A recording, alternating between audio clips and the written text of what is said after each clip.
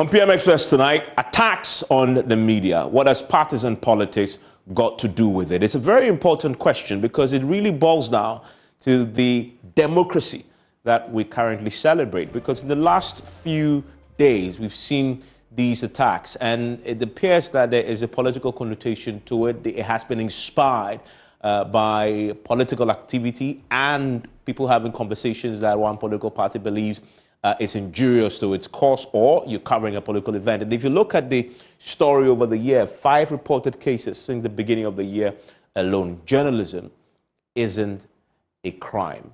And no wonder, as we've been seeing, we're experiencing a drop in our press freedom ranking over the years. It's not a good story for this country, a country that used to be celebrated as one of the beacons, a shining example of how press freedom is entrenched in our democratic practice and dispensation. 3 cases in a week alone. In the last 1 week, 3 cases. October 7th, we saw the UTV studio invasion by 16 MPP thugs.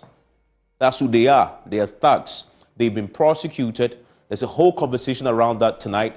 And we'll hear from the representatives of the Broadcasting Association. We'll hear from the GJA themselves, Primpack. They are not happy with the outcome of that particular trial, but that's indeed what happened. The Attorney General had looked into the matter. Prosecutions have happened. The judiciary had been very swift in handing down the sentences. But the GJA, Primpack, and Giba believe, listen, the sentences that have been handed down were simply not enough. And then you go to October 13, the City FM, City TV journalist, Akosia Ochre, was also attacked, this time at an NDC vetting of his aspirant for the Dodo in Southla, right? So you have a case of the 2 main political parties just days apart, where we have 16 MPP thugs invading a studio, where there was a live show happening to harass people who were simply doing their jobs, exercising your right to free speech, which is guaranteed under the Constitution. And then a few days later, the NDC decides to also do what they can to get into the headlines for all the wrong reasons, because they also then assaulted the City FM, City TV journalist in South La, and the lady had gone there to cover. And then even when we are about to enjoy the football that we love, as you see here, a Ghanaian sports journalist was also then assaulted by a security detail of the Black Stars in the US. Well, we're tracking that, and we had to bring it in because maybe it has to do with people who simply do not appreciate the value of press freedom and the value that the work that we do here, bringing information. Just imagine for a day that we switch off the television, no radio, no newspapers. We just turn off our portals also online and social media, and guess how you will live. And whether you can go about your work without the information you require to make the decisions that you have to make in the day. And no wonder, if you look at the overall outlook in terms of the way we are performing on the ranking, the Press Freedom Index, it hasn't been a great story, because the 66 that we've placed out of 180 countries is the lowest since we placed 66 in 2005. So the story isn't good. And the last 1 week is simply going to make this worse, because the Reporters Without Borders, they will factor this into their report for next year. That's what will happen. This will be factored into the report next year. And then we're going to be seeing a conversation around why press freedom is under attack. But then if you look at it, let's track this a bit more just to get the sense of what is happening. And we're going to go back all the way to 2013. Because in 2013, if you look at the entire picture there before 2022, it seemed that we're not doing as poorly. Even then, there were concerns that we could do even better, right? So we come to 2014, we had placed 27th in the world. 2015 was the best performance yet, 22nd. And then, it's been fluctuating in terms of our performance, but not as bad as we'll begin to see pretty shortly as we approached 2022. 2018 was a good year for this particular government as well. 2023rd in the world, and that is quite impressive. You're looking at 180 countries, and not one time the Press Freedom Day was celebrated here in Ghana in acknowledgement of the feat that we are chalking in terms of our respect for press freedom. So you need to ask yourself, what happened after 2021, where we saw this significant drop in our ranking to 60, completely an outlier situation here. Twice as bad as the previous year. And then it gets even worse with 2023. We're not surprised, are we not, that we haven't that poor ranking if you look at what has happened this year alone with 5 attacks on violent attacks on journalists. And then you go to the political context. And that's why we're asking the question, what does partisan politics or partisanship got to do with this? Because journalists have experienced growing pressures in recent years. And this is according to the World Press Freedom Index, as they explain the reason why it appears that press freedom is an attack in this country. They zero in on the political contest, right? And they tell us that to protect their jobs and their security, journalists are having to increasingly resort to self-censorship. And that is a big, big problem because of, quote, government has shown itself to be intolerant of criticism. So that is one aspect of this that the Press Freedom Index had captured. The political context has been at the heart of the problem that we're seeing. And they talk about a third of the country's media outlets, another problem that we have owned by politicians and by people with ties to leading political parties. And that tend to fuel the accruement in the violence and the toxicity that we see on our airways that then spills over into mistrust for the media. And therefore then the public mistrust you, they don't value you, and so they take the law into their own hands and attack you. So this is all part of a bigger picture, right, as the World Press Freedom has said. And then also they make the point that government chooses the National Media Commission's members, and that is a process that has been criticized, that for an agency like that, that's almost like an adjudicator. They always sometimes, often when you take a case there, they stand in the middle and adjudicate.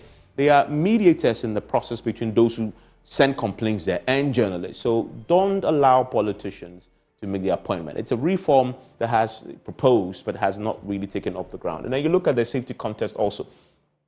Safety has seriously deteriorated by the period. And so constantly you see in their reports that the political element is there, have meanwhile continued to make death threats against investigative journalists. So this is happening.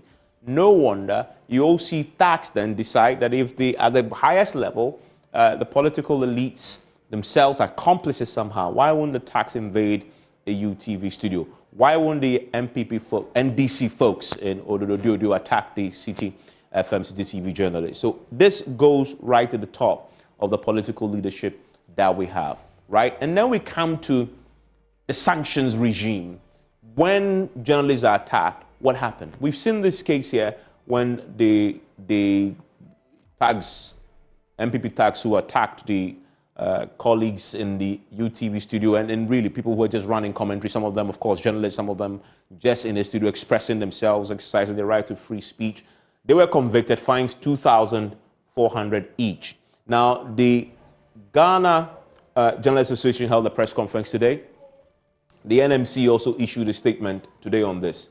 And if you look at it, the NMC was very clear that this is a first, considering how speedy it was, considering that the AG himself appointed by the president but got involved and quickly got the people prosecuted, and the police also investigated. So all around, the NMC was of the view that you should commend the work that we've seen done by these agencies. But the GJA says, well, the NMC's position and the statement that they issued, as if they were become a mouthpiece for the government, but the NMC was simply highlighting, as the NMC maintains in their statement, this is a step that needs to be encouraged, that when attacks happen, it's investigated, prosecuted, and is done swiftly, right?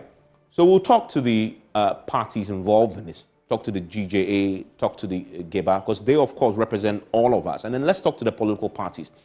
As I've just illustrated for you in the press freedom reports, at the base, at the heart of a lot of the attacks that we've seen is the political feud that we often see between the NDC and the MPP. If you solve that problem, it appears from the reports, a large part of this issue with attacking the media will have been dealt with. Is that really the case? My guest after this. And thanks for staying with us. And PM Express is always brought to you by Synex Tanks. It is strong, it is tough. Alomo Bitters experience greatness in every moment in the Ghana AIDS Commission. And as you know, Synex Tank is one of a kind. And I recommend that to you strongly. It is the first to introduce this double-layer tank, and now you can have as many layers as you want. Synex Tanks is first to introduce the white inner layer tanks in Ghana. We now introduce to you the customer specs order, which lets you order any color and size of preference. Synex Tanks gives you the longest warranty of 7 years, which no other tank gives you in Ghana. So whatever your water consumption, size of project, or demand, choose Synex Tanks. We have agents nationwide.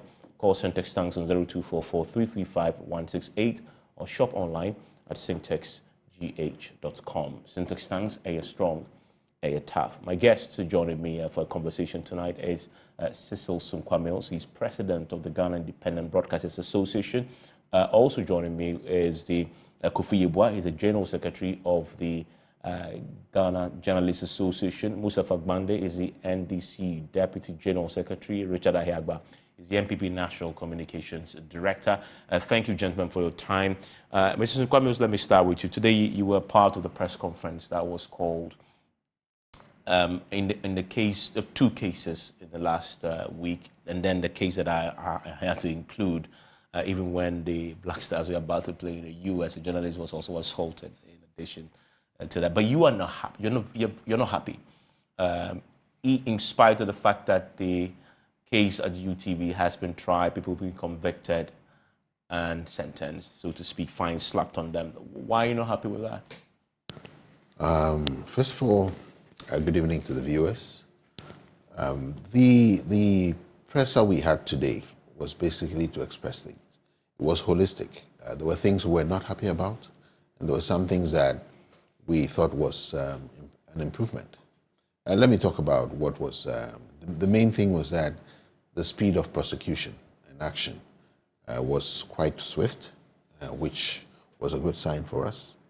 I guess the other thing was we also saw a statement from the Minister of Information, and then we actually saw a statement from the NMC. And we have been pushing in different areas, especially within media, for the NMC to be a bit more of a facilitator in a lot of these things. So it was quite interesting to see them come up. But then after getting the prosecution, we see the figure, and we all Ghanaians, and we do understand, even though the fine of 2,400, and of course they become convicts, they would have to be bonded of good behavior.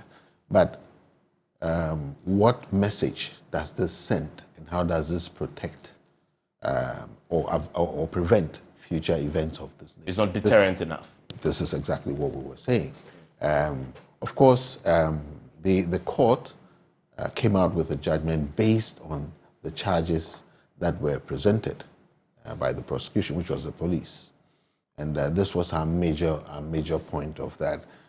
We thought then from the number of things that happened, for example, in the UTV case, there was forcible entry and lawful entry.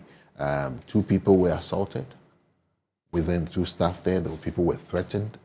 Now, we did not see all these other activities that went on by the hooligans. We did not see that on the charge sheet. And these are chargeable offenses. And we generally expect that, especially with the season that we are in, we're moving towards elections. And I think it is good for all of us, both government, the police, and all Ghanaians, to make sure that we start putting things in order to avoid such occurrences. Definitely our focus is on media, but we would want to see a situation where such issues of violence in any case is actually curtailed. So for us, it was not the greatest start that we wanted to see. Yeah, and you make a very important point, because we are approaching a political season. As a reality. But actually, as we started, if you don't nip it in the bud, then it escalates quite significantly. Yeah. And I want to circle back to that point, and I want to bring the GJA General Secretary who joins us, Mr. Yeboah. Mr. Yeboah, the 2 cases that we're highlighting in the last 1 week, all of them have something to do with partisan politics. One, the invasion in the studio, and the second, the CTTV reporter who was also assaulted at an NDC vetting for do. All of them inspired by politics. That is a problem, isn't it? That is what we need to be tackling. And that's why we have the politicians on. We'll come to them pretty shortly. And I wonder tonight, what is GJA's action point on dealing with this problem beyond the prosecution we've seen and rhetoric that this should be dealt with by the political parties? Thank you, Evans, for having me. But before I respond to your question, let me quickly clarify something. The UTV case is not the first case that we have seen such speed in terms of arrest, prosecution, and determination of the case. In the Dagbon radio case in May, everything had been done in about a week, just around the same time that this case had been handled. So, if anything at all, the Dagbon radio in Tamale, which happened in May, was the first time we had seen such speed. And on that occasion, the DJ had commended the police and the Tamale District Court for attending to that case that speedily. Now, coming to your question, I think as Cecil said, it is the more reason, it is the coming of election 2024 that we are much concerned about what is happening now, because we think that if we don't nip these things in the bud, we are going to have a much bigger problem on our hand when we enter into election 2024. We have made it clear that we will support our members or the media fraternity with the requisite support. If it is about legal support, we will do well to provide that. And apart from that, we've been engaging the political parties, and we have had a meeting with the leadership of the NDC.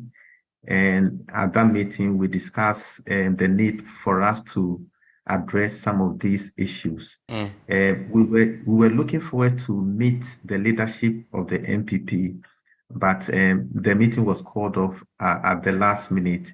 We are hoping that when the opportunity comes to meet, we will be raising these issues. Evans, I must admit, and we need to be fair and frank, that following the incidents, if you look at how the leadership of both parties had gone to the two stations to apologize and indicate to them that this is not something the political parties as institutions support.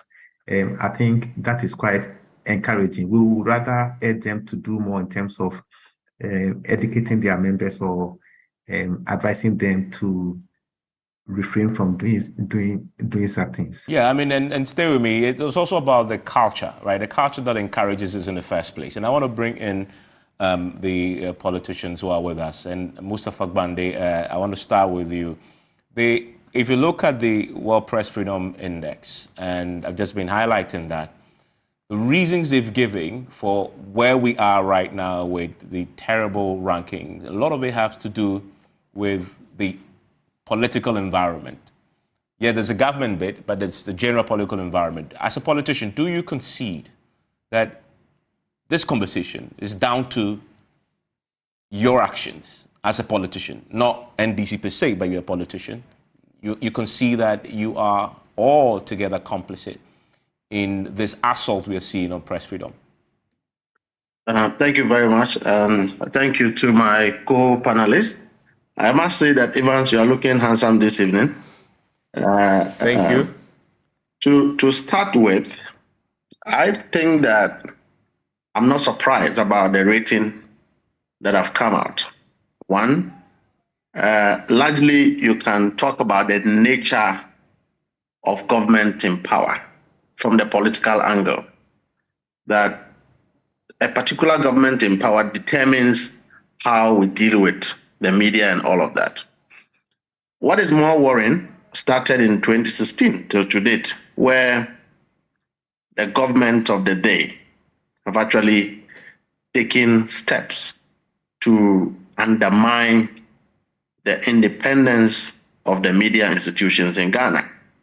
In fact, we have situations where media houses are not allowed to talk about issues. If you are not on the side of government, you have your journalists attack and all of that. I also believe that part of the blame must come from the owners of private media. Particularly, if you look at the case of UTV, such a big institution that you have hoodlums or people are referred to as criminals, be able to break into that building, go into the studio. For me, that means that the place is not secure enough. And if you have journalists who are doing such a sensitive job for the nation, the people of Ghana, and their working environment security is as porous as anything, then of course, it is not just about the behavior of political parties or politicians. You must also take the owners of these media institutions responsible. And it's a lesson that going forward, Evans, your outfit like this, it should be very difficult for anyone to gain access to your studio. In other words, when a guest is in your studio, that guest ought to be protected by the media outlet or outfit that invited him from any attack. If you fail to do that, then you have to take responsibilities. In the case of what happened recently, taking Odododio and the UTV case, in the case of the Odododio and City FM journalists, it was about a vetting where a particular aspirant, some section of party supporters feel that he had just deflected from the MPP and that he cannot qualify to be a parliamentary aspiring contestant. And the vetting committee had passed this particular aspirant, and then they reacted. So in that case, it was in line of duty, the hazard that the journalist on any day can face, being, on duty. But that is an unacceptable risk to face in a line of duty. I mean, I hope you're not saying that, the line of duty, so you can explain that away. Well, Evans, it also I come to this conclusion from the effort that we've made. Evans, 3 minutes after the incident, I was the first person from wherever I am. I phoned City FM to check on what has happened. Our Deputy National Communication Officer, Akogan, followed up with a call. Our Deputy Director of Elections, Mahdi, followed up with a call. Subsequently, you had all the officers, including Sami Jemfi, all following up to check on the victim because it happened in a surprise. It was not planned. In the case of the UTV, you have a government and elements of government who have planned, orchestrated, and sent hoodlums into an independent media entity to attack them. Well, but since we're having this show, I must strongly assert that both cases are equally horrific and condemnable. So it's okay. I don't want this where politicians tend to then equalize. I'll come to Richard. I'll come to Richard and interrogate him on that. But let me ask you, since I have you, the city issued a statement in which they said that they were told that the incident was being investigated by yourself. You're promising to conduct an investigation. That's correct. And that they said they will appreciate that you do this swiftly and that you bring this to some finality. What's the update on that? What investigations have done? Have you identified the people? Are you working with the police to hand them over? So far, the Functional Executive Committee of the party have met on Tuesday and took a decision to refer to the matter. Because if you look at the footage, you will see that the individuals were wearing some particular aspirants T-shirts. That matter requires further investigation to make sure that you are punishing the right persons or you are making individuals to take full responsibility of actions of their supporters, and that you cannot punish people when you haven't done or conducted that sort of investigation. And so the matter have been referred to a special committee headed by the former Speaker of Parliament, retired Joe Ajaho, and including other senior members of the party, who are to investigate the matter within the shortest possible time and advise. Based on the report that they come out with, the Functional Executive Committee will be in the position to take the appropriate sanctions in accordance with the constitution of the party. So this is internal disciplinary proceedings that you've triggered that may lead to in using your own internal procedures to sanction them? Clearly, NDC frowns on such conduct. We are allies of the media in deepening our democracy, and that if in line of duty we have the journalists assaulted, it is for us to take full responsibility and to also activate processes that will ensure that our party members do not take such relationship for granted, and that it is wrong for a party member, irrespective of how provocative you become, to assault a journalist. That is not a culture of the NDC. That is not something the NDC promotes. Unlike our brothers, I know Richard will come and defend it, but they are promoting criminals to go and attack journalists. We will not do that in the NDC. We are yet to get to the bottom of how a very fine gentleman, Ahmed Swale, was murdered. We are yet to get into that issue, and we cannot have one government breaking the law. Clearly, Akufo-Addo's government is promoting censorship in this country, and we must speak against it. I'll come to Richard, don't worry. I want to stay with the subject of the assault on Ododio. You said internal disciplinary proceedings will be triggered. It has been triggered. It has been triggered. But is that enough? We've just been hearing of the UTB one, the GJ Giba, unhappy that the penalty that was imposed isn't deterrent enough. Are you handing the videos, identifying these individuals to the police so we can see prosecution? Well, depending on whether or not these individuals are even members of the party is another matter. And so you would first of all want to examine the footages that the evidence that we can gather from both the journalists and also... But I submit to you that it doesn't really matter whether they are in NDC or not. There are people who have assaulted another person, handed over to the police, and let the police do their job. You cannot punish anybody under our laws if an accused cannot be identified. You may have to identify the person properly. Other than that, I will be punishing Evans for the offenses committed by my brother Richard Ahiagba, which is wrong. I guess what I'm saying is that if you have footage, that's evidence. Give it to the police, and the police will now sift that evidence to decide which of the individuals seen in it is actually complicit of the alleged crime of assault. The only reason why we are not at the level of the police is that City FM, a very respected media organization, understand and have come to the realization that NDC condemns the act. Number two, it was not an attack that was sanctioned by anybody in the party. It was some members or some individuals who have invaded the place believed to be NDC members wearing T-shirts, a particular aspirant's T-shirt, in the process of attacking the party office, accidentally attack a journalist, and that we must put that matter in that context, in that until the individuals are well identified, they cannot be punished. And so the party have taken responsibility. Mind you, it is a parliamentary aspirants vetting. And so if we find out that the individuals are supporters of a particular candidate, that candidate will take responsibility of that misconduct. But in this case, there's no complainant. City FM have not reported to the police because... No, they have.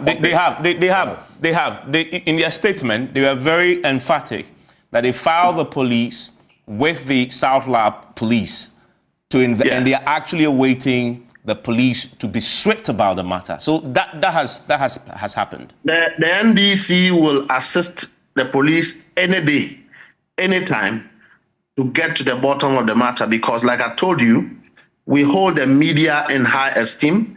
The NDC has a relationship, a long-standing relationship with the media. The media is a very respectable institution as far as our democracy is concerned.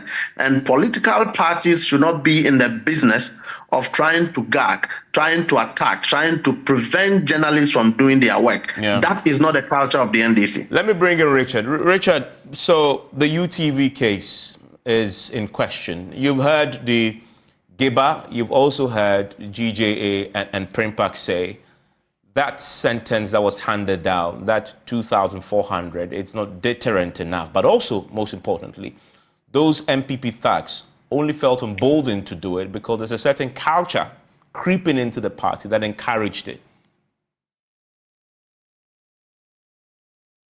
Well, thank you, Evans. I'm not too sure about the creeping culture in the party, but I think that when the incident happened, you saw our response rather swift. We're not like my good brother Mustafa, who is all over the place excusing for an absolutely inexcusable act of his party members. But let me just recognize Mustafa and my other colleagues, and then in his part standing history with the media, if it's thinking about it in positive terms. They've had very checkered relationship with the media. One that if I were him, I won't be proud of. And it doesn't look as if they're changing, they are worsening by the day. But on the matter of UTV, if you follow the event, at that midnight hour, I was there immediately upon hearing. We didn't place a call. We went there in person. We spoke off camera with the host and the guest. I had a meeting with them and then had the opportunity to apologize live on TV to ascertain for Ghanaians that really, truly, this is not something we're proud of. And so the approach that we took is reflective of who we are and what we believe about the media. So certainly I would take the approach not to look back, but to look forward in seeing how we can deal with the issue. There are challenges on both sides. The media has a responsibility, the political parties and we, the stakeholders in partnership with the media, we all have a responsibility. Everybody must hold their end of the line to the extent that we try to give our democracy a chance to, prosper in the middle land. The issue, as far as I am concerned, is a product of people acting on their emotions, very high passion on both sides, but particularly when our young men went there. We actually had a meeting with them yesterday looking at what really motivated them to ascertain for ourselves how can we address this issue going forward.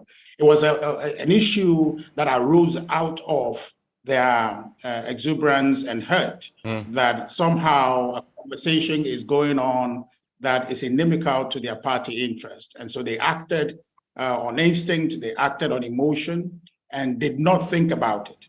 Yeah. So obviously you've already established that these are card-bearing members of your party. You've established that.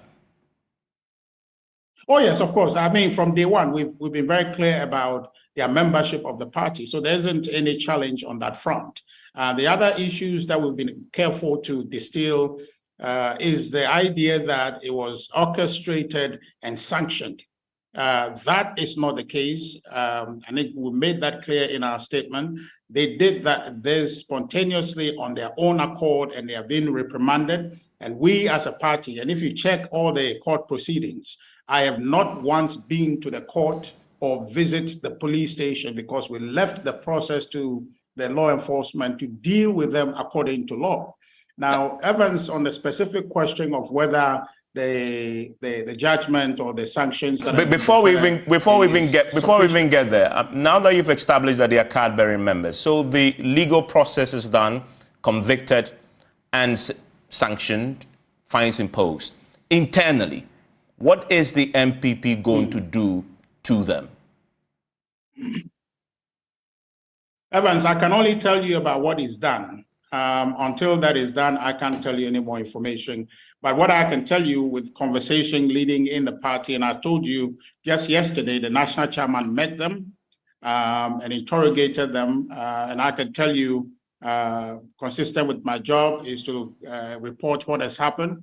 The chairman was visibly angry with them. Yeah, but that's not enough. That meeting lasted almost your constitution. I'm coming. I mean, just a second. Your constitution is very clear that if you bring the party's name into disrepute, there's enough basis to be disciplined by the party. Sometimes even as far as being suspended. What's the party going to do to enforce that clause in your constitution? Evans, I don't contend the position of the Constitution. I was only letting you know what has happened already, which is the chairman's complete disapproval of what has happened. Now, the Constitution is also clear. Whose mandate is it to apply that discipline? It is in the domain of the disciplinary committee. I'm pretty sure the matter will be referred to them. I don't have indication of that just yet. That's why I told you that when it happens, I'll report. But as we sit now, what I have seen in terms of direct rebuke and disapproval is the chairman. Earlier before that, before even the sentence, the court processes and all of that, the general secretary and myself met with them and the same reproach was exercised. So the process is evolving. Except that, Richard, it's been more than a week since this happened. Why haven't you done this already? Triggered internal processes to sanction these individuals? Evans, well, you see, there are two things happening. They just had their legal processes terminated on Monday, right? So we're not in a hurry to short-circuit the process. But you must be in a hurry. Right after the judgment was handed down, well, you moved swiftly to deliver your own internal discipline. No, what I'm saying is that ours is a democratic process. I'm sure you appreciate that. So the issue must be referred to the appropriate committee, who then will sit on the matter, deliberate, engage the 16 individuals, understand the circumstance under which they acted to bring the party's name into disrepute. Consequent to that conversation, then they would have a decision made as to what punishment to apply or not. But my information to you is that that process has not started yet. In fact, I can tell you this, our General Secretary is out of the country, perhaps arriving today or tomorrow on official assignment. Once he comes, it's within his domain to then trigger the processes, refer the case to the disciplinary committee, and they will sit on the matter to address. But one thing I can assure you, Evans, is that the commitment is there to ensure that this is an example that anybody in our party would not want to copy. And so the appropriate sanctions will be brought, but the process must be allowed to unfold. Okay. Mr. Sunko Mills, I need your comment on that. Are you satisfied with the way the political parties are handling these matters? Well, we've seen some initiatives, but for us as the media and for our journalists, irrespective of whether it's a party, a political party, whether it's a security institution or person, we don't want the media and the journalists touched when they are on the job.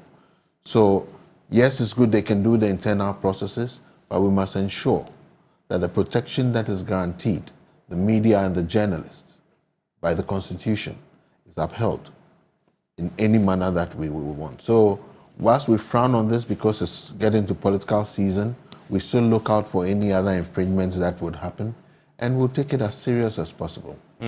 And I see that today all of you were united. Yes, for some time now, a couple of years now, we've decided that we actually work better together than separately. Occasionally, you will see the separate statements, but you would find that in the last couple of months, we've been doing a lot of stuff together as Primpag, as Giba, as GJA. What happens is that the journalists work in media houses.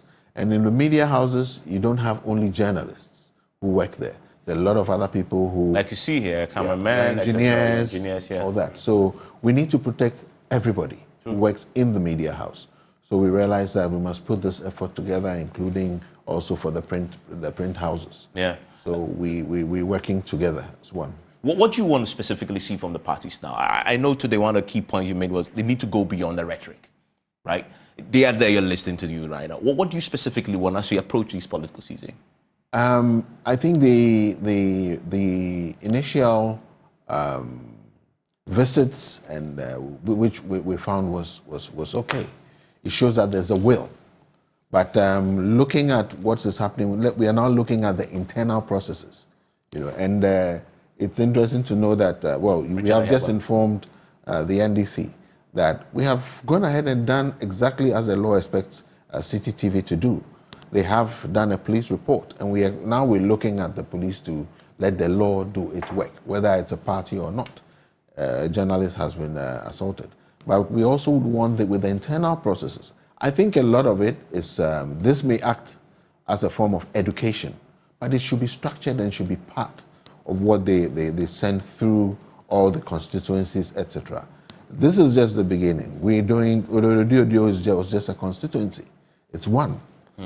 We must cut it now. And you know why the internal party discipline on this matter, which must be swift and uncompromising, is important? Because when the thugs and the hirelings and the rank and file know that the top will not tolerate this, and you possibly run the risk of losing your membership and being expelled, before they lift a finger, they'll think twice. Yeah. For some people, that is their life. Exactly. That's where they live. That's what they live for. So it's important that the parties step up and do the education and ensure that the internal structures also are punitive enough if within the structures. However, if it falls out of the internal structure, we will deal with it as much as we can. Yeah. Sure. And like I'm sure it is very obvious, the media is the body that translates all the visions they have, the promises, the future they promise to give Ghanaians. We would translate it to the people. So you have to work with us. We have to work together. Yeah. Without us, they are nothing, actually, because their campaigns will not go anywhere. I mean, they need us like they need oxygen. And to that question, I just have a couple of minutes to wrap up. So, Mustafa, I want a commitment. What is your party committing to do to ensure that if you identify yourself as NDC, regardless of where you are, you dare not lift a finger at a journalist? Before I go there, let me state that and I have a minute for you, and I have a minute for Richard. So the UTV hoodlums are beneficiaries of a weaponized state institution, right from the police to the judiciary. Clearly, the way and manner the matter has been handled is not satisfactory, both from the side of the media and all of us. Now, our commitment as a party is that it doesn't matter what form or shape it takes. We'll get to the root of this matter. Individuals must take responsibility for misconduct. If they are caught to have broken a law, we will hand them over to the police. That one, nobody will shield and nobody will promote such a culture. We also believe that in as much as we are condemning actions of political operatives or agents against journalists, journalists should be interested in what happens to citizens with regards to actions of state institutions. For example, what are you doing about Ahmed Swale's murder? What are you guys doing about the incident in Stechiman South where police officials shot and killed people? What are you doing about Ayawaso West Wagon? The issue is still pending. What are you doing about Okai Quinop where somebody was shot by the police there and killed? Clearly, these are actions that happen within the government, sanctioned within government machineries, and the media is doing nothing about it. And the beauty of the media is that we're giving you the platform right now to express that grievance. That's the beauty of what we do. Let me give that last 1 minute to Richard. Let's give that Richard. Yeah, what's your commitment? Well, Evans, Mustafa must learn to walk before he runs. He's just here telling us they don't even know who the people are that assaulted Akosia Ochre. Akosia Ochre is a real human being who has been assaulted and was assaulted at their event. How is he telling us he doesn't know that the individuals are NDC or not? But then sitting here trying to say that UTV punishment is not satisfactory. They have been submitted to the law. The law has dealt with them. Whether you agree with a sanction or not, they have been dealt with. And I think that, was it Mills, one of your colleagues, Mills, yes. Yes, who says that they are now convicts. That process have been exacted. It's part of our laws. They've been punished. Yours, you can't even identify them. You are trying to equivocate about whether they are NDC or they are not NDC. That, for me, you need to address that. You see, Evans, my commitment, and I wish that we had enough time today to look at the express provisions of Article 162 and the constraint that the Constitution put on the same provision at Article 164, so that we can have a thorough conversation about, yes, there must be absolutely no room for any media oppression, but then there must also be space for us to have constructive conversation about how is it that the media play within the bounds and the limits that is placed on it by the same Constitution. That is how we can have a conversation, because really, Evans, you see a media with a tendency to oscillate, between the bounds of information and persuasion. And I increasingly am seeing a media that is becoming more persuasive as opposed to be informational. That is something you have to look at. And when you have that situation, you're looking at the media agenda dominating the public agenda. That is a difficult situation, and we have to look at it carefully. But that is not a prescription to say that the media be handled in a rough manner. It's one that we have to have a constructive conversation to determine to what extent can we coexist and make sure our democracy survives and deepens. Thank you very much. And Mr. Yeboah, who's the Deputy General Secretary of the GJ, apologies. It's just run out of time on this. My producers are screaming in my ear that I have to go. But I'm grateful, gentlemen, for joining me. But there's really nothing wrong for the media to set the agenda. That's what we do. It's as simple as that. We set the agenda. Enjoy the rest of your evening.